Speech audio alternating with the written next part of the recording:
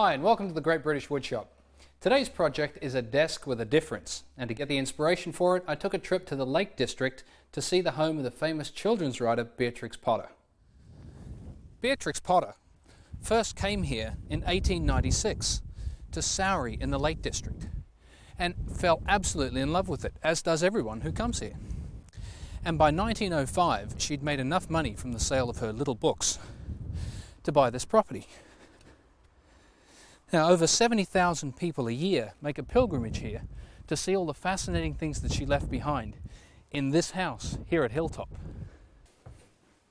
You know, Hilltop's a pretty small house. It's only got about 6 rooms in it, but one thing's for sure, in just about every room you'll see a writing desk. On this one, there's a photograph of Beatrix when she was 5 years old, and she's sitting here with a cousin holding a toy rabbit. And over here, she's in her 50s standing outside this house. Now, Beatrix was a pretty astute businesswoman, and she was quick to respond to the demands generated by the success of the books. Toys and china like this made her about as much money as the books did. Now, here's a desk I really like for its size and ingenuity. It's called a Davenport, and it's built out of walnut. It has an inlaid leather writing surface, and when you lift up the top, there's a place for storage. And just have a look at the detail of this wood. Concealed in the back is a place for envelopes and pens and pencils, and then over in the other corner is a place where inkwells would have stood. And on the side of the cabinet there's another 4 drawers for storage, and on the front a beautifully hand-carved detail. I think I'm going to have my work cut out for me to come up with a piece as ingenious as this one. Well, this piece isn't as ornate as Beatrix Potter's Davenport, but it is functional. It's made from solid oak and oak veneered MDF. And we've got some storage drawers in here in the front, and nice space here for files and a filing cabinet. Now in the Davenport you sit with your legs under the front of the cabinet and the drawers were in the side. And here's the bit of ingenuity I came up with. I've installed a pull-out desk which is supported by these hardwood runners underneath, and basically made up of a solid section here at the front and some tambour here at the back. Now, tambour is just a series of slats with some very strong webbing underneath. And if you were wondering how all of this fits in that space, that tambour actually rolls around on itself and comes back underneath this way. Now, the first cuts we're going to make is to make some of these panels.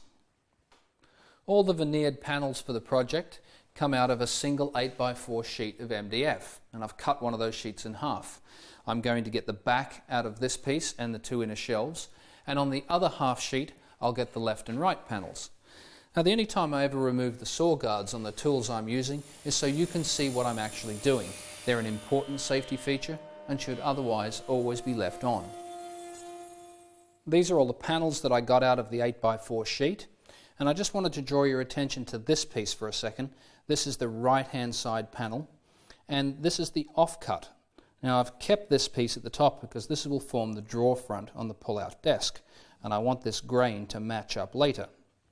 And the next thing I'm going to do is start cutting some trenches and some rebates on these panels. And if you take a look here at the original, you'll see the left-hand side here gets trenched here at the bottom to receive this panel, and also up here to receive the platform that supports the pull-out mechanism. The right-hand side gets trenched at the bottom, and at the top on this side, because it's short, it just gets a rebate. And I'm going to put trenches in the back panel to receive those 2 shelves. All of these cuts will be made at the router table with a 19mm straight cutting bit.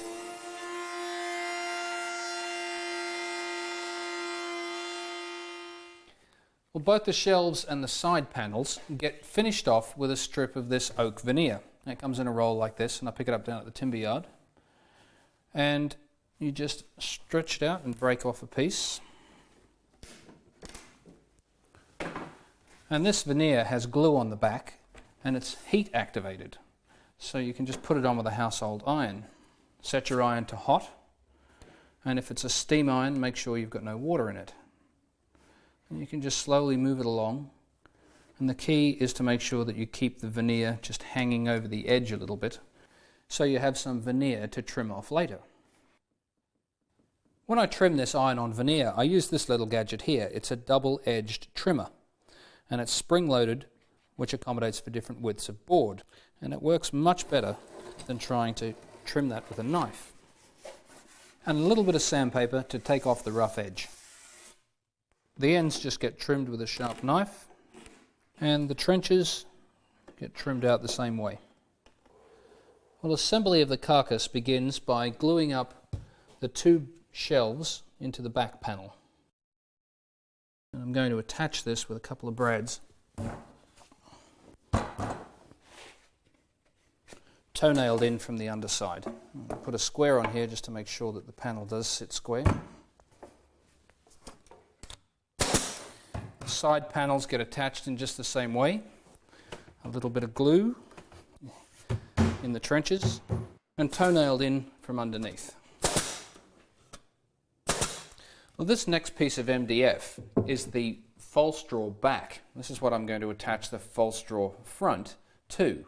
And the cavity that's created back here is where the pull-out desk will eventually sit. And this piece just gets attached with some glue and some number 10 biscuits. And a couple of clamps to hold it until it dries. The skirting board is made up of 3 pieces of 19mm thick solid oak, and they all get mitered at the corners. Now this piece at the front here has a nicer grain pattern on one side than it does on the other, and I'm just getting ready to mark out the length for this front piece. Let's just have a look at the angle the miters are going to be cut at. On this side piece, the miter is going to go in this direction, and on the front piece, the miter will go in this direction. Now, in order to get this point here on the front, I'm going to need to turn the board over. So if I rotate that board around, and with my pencil just put a mark up one side, and I'll do the same on the other. Now when you have a look here, that will be the full outside edge of where that miter needs to be. Now I can transfer that line across to here, draw a 45-degree line here, and I'll make that cut over on the table saw. Here's all the pieces for the skirting board cut. And the side pieces get attached to the carcass with some nails and glue, and I'll nail it from the inside. But I'm a little worried about the amount of glue surface we've got here for the front piece. It's just this bottom part of the shelf here and a little bit on the end. So to strengthen the joint, I'm going to add some biscuit joints onto the miters. Before I do that, I need to make some adjustments to the biscuit jointer. There's a couple of things to adjust here. One is the position of the slot. And this fence moves up and down. Now, if I push this forward, you'll notice the cutter is exposed underneath. And this red line here indicates where the cut is going to be made. As if I slide the fence up, I can get it into a position where it'll be safe to make the cut. If I'm too far down, what will happen is the cutter will come straight through the front of the skirting board. And I think that looks about right there. The next adjustment is for the fence angle. And this moves up and down as well. And it'll be set to 45 degrees because we're cutting a miter. And the last adjustment is the depth of cut. We want to be on 10 because we're using number 10 biscuits. Next, the front piece gets some glue on the miter. I'll add some glue to the biscuits and then to the other side piece and hold it all together with a band clamp. Now I can just slide the cabinet forward and attach it from underneath with some nails, and that way there's no visible signs of any fixing from the outside. The drawers are made from 12mm ply, and they're joined together with some dovetails, and I'll cut those over the dovetailing jig. Well, I've got all the pieces for the drawers cut to size. This is the filing cabinet here, and I've run some more of that iron-on veneered edging across the top surface, and I've got my dovetailing jig set up here ready to cut the tails. Now just slide the side of the drawer up into the jig and put it hard up against the stop on that side, and it sits so it's firmly up against the underside of those tails. And they're basically just a U shape, and this is where the collar and the router will ride, and the dovetailing bit removes the material. As it comes across here, these blocks stop the cutter from going in any place we don't want them to go, and then another cut's made here. The dovetailing bit that I have installed in the router cuts both the tails and the pins. The last thing I need to do before I start cutting is to add this backer block that slides in through the back of the jig, and that just protects this section here as the cutter goes through. If I don't put something on the back of that, it'll get a lot of tear out here. So this block just slides in and gets clamped in place.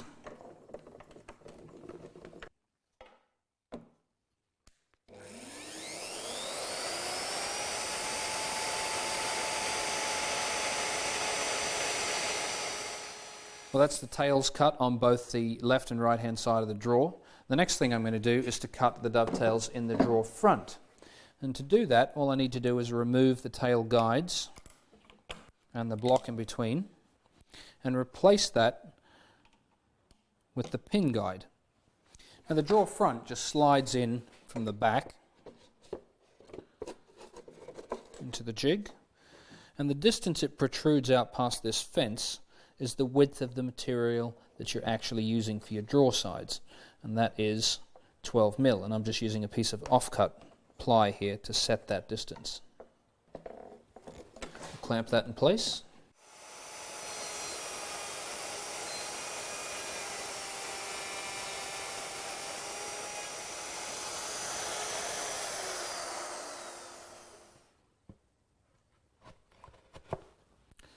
That's a pretty good fit. Now I can cut the dovetails in the other two drawers.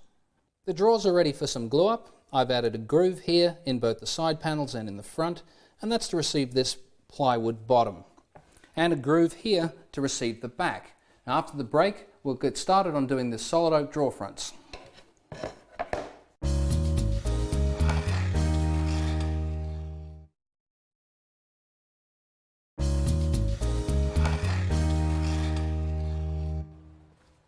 Well, welcome back to the Great British Woodshop. Today's project is a pull-out desk, ideal for turning a small space in your home into an instant office. Before the break, we built the carcass and the drawers, and now I'm going to start working on the solid oak drawer fronts. The three upper drawer fronts here all get the same treatment. They get beveled around all four sides, and to make that bevel, I'm using a panel raising bit installed in the router table. Now this is a large size cutter, so I've set the router speed to meet the manufacturer's recommendations. I've also installed a lead-in pin, and that helps me bring the work in safely to the cutter. And I really like these bearing guided cutters because they're so quick and easy to set up. Now, oak being such a dense wood, I'll have to make several passes before I get down to the depth that I want. The file drawer is built a little differently. It's made up from 5 separate components: 2 rails, 2 stiles, and a raised panel. And the rails and stiles are joined here in the corners with little stub tenons and some grooves. But there's also a decorative bead that's milled around the inside of the rails and the stiles. And that's all done with a single cutter called a profile scriber. And this is what the joint looks like. Here's the little tenon here and the groove that sits on the other side. And there's the decorative bead that's milled into the rail. And the two of them just fit together perfectly. And the cutter's made up of a couple of different components. This bottom slot cutter here removes the lower part of the tenon. This ball bearing stops you pushing the work too far into the cutter and sets the depth. This little bit here cuts the profile in the scribe, and this removes the remaining material on the top. Now I've set my piece of wood into my homemade sled here just so I can handle the work safely, and now I'm ready to cut the end of the first rail.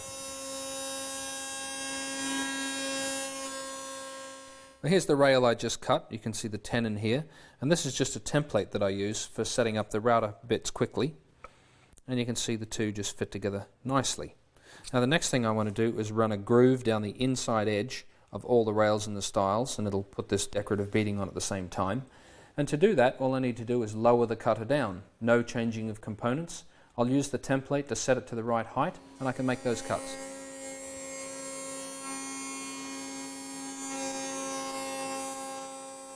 I've reinstalled the panel raising bit in the router table, and that gave me this detail here on the upper drawer.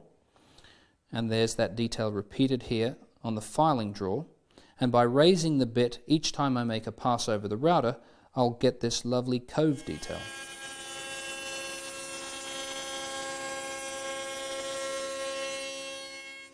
Well, I've got some glue on the rails and stiles at the bottom.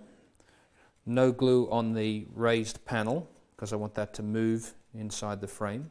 And although these look like fairly tiny tenons on the ends of these pieces, there's plenty of glue surfaces here to make this a very strong joint.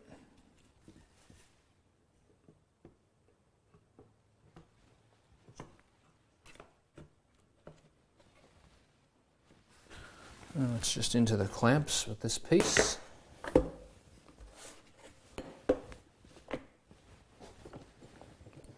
We'll just leave it here in the clamps for about an hour to dry. The top is made up of solid oak, 2 wide boards, 19mm thick. And I've also aligned up some grain here so that it'll help conceal this join. I've also marked out for number 20 biscuits, and I'm going to cut those now.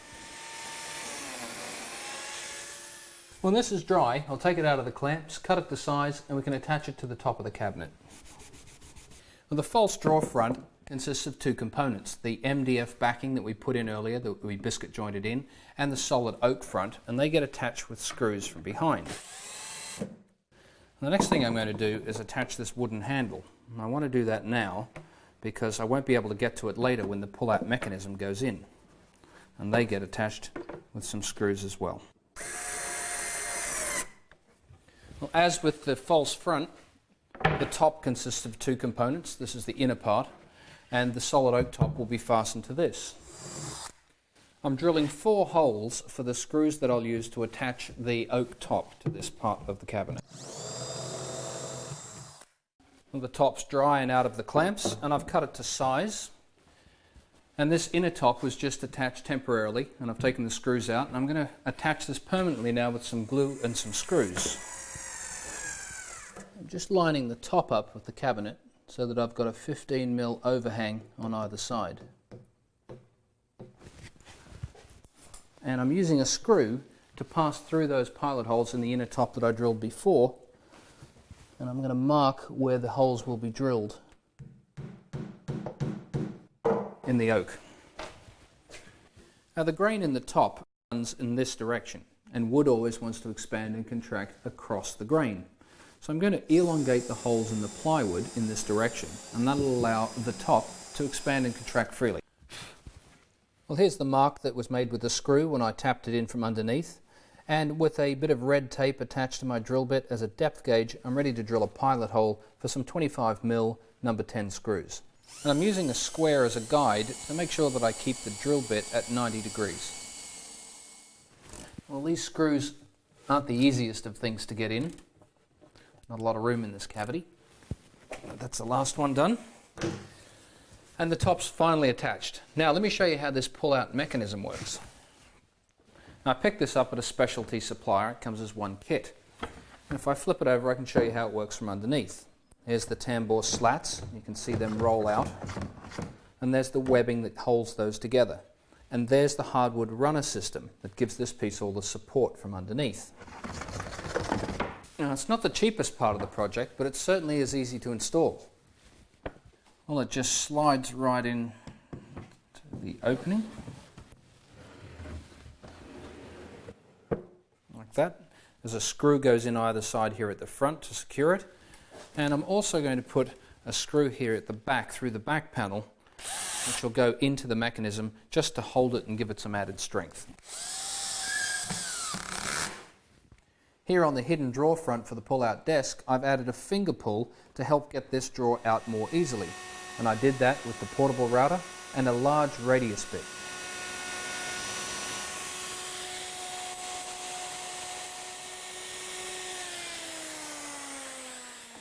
I've put a couple of veneer strips here just to act as some spacers. I put this board in, and that's so that when I pull the pull-out desk in and out, that it won't bind up on the panel below. And I'm just going to temporarily attach that with some hot glue.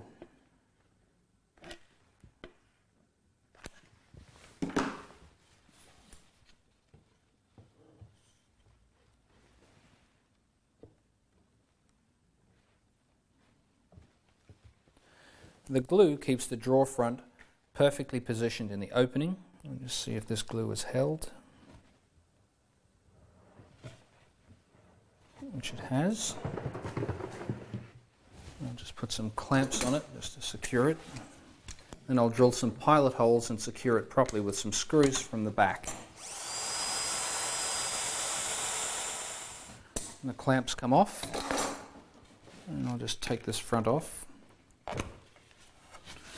I'm going to remove this glue because you can see it's quite thick, and that'll hold the front away from the drawer. And then I'll attach it properly with some screws. Well, you know you're getting close to the end of the project when you start working on moulding. That's what I'm going to do next. I'm going to make this piece of decorative bead moulding that sits around underneath the top. I'll make it over on the router table, and I've clamped a couple of feather boards to make sure I keep the work firmly up against the fence, and then I'll trim it to its finished size over at the table saw. The decorative bead moulding gets cut at a 45-degree angle at the compound miter saw, and I'll attach it with some fast-setting wood glue and hold it in place until the glue dries with some small clamps. Well, before I attach the file drawer front, let me show you a couple of things I've done inside the cabinet. I've installed the drawer runners, and before I screwed them in, I gave the inside of the cabinet a coat of sanding sealer, which is the first part of the finish on this project. Just slip the file drawer in.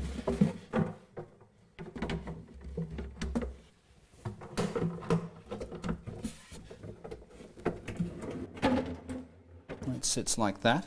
And I've got a couple of pieces of that iron-on veneer that I'm going to use here just as a spacer to keep the bottom of the file drawer front from binding up.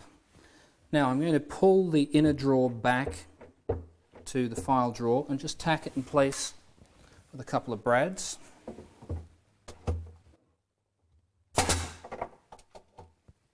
And I'll just drill some holes and secure it properly with some screws. And finally I'll complete the drill out for the handles. The last bit of detail I want to do to the top is to round over the edge with an overload cutter. Well, I gave the whole project a thorough sanding, and then I applied 2 coats of sanding sealer. Now, sanding sealer raises the grain, and then you sand it flat, and you repeat the process, and that gives you a lovely smooth base to put your finish on. And the finish I'm applying now on this is a neutral beeswax, and it smells great. Now I'll leave this sit for about a half an hour, and then I'll buff it off with a soft cloth, and then the only thing I've got to do is figure out where I'm going to put this piece. Well, the great thing about this project is you've got as much work surface as you need. And when you're finished and your day's work is done, the desktop just slides neatly back into the filing cabinet. Thanks for watching The Great British Woodshop. I'm David Free, and we'll see you next time.